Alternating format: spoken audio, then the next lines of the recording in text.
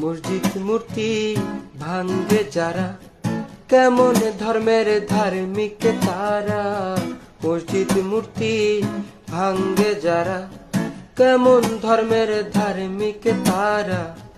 অন্য ধর্মে আঘাত করা,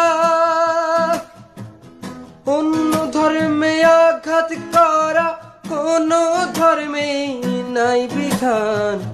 ভাঙ্গা ভাঙ্গির মাঝে দেখি অধর্মেরই হয় প্রমাণ। ভাঙ্গা ভাঙ্গি মাঝে দেখি অধর্মেরই হয় প্রমাণ।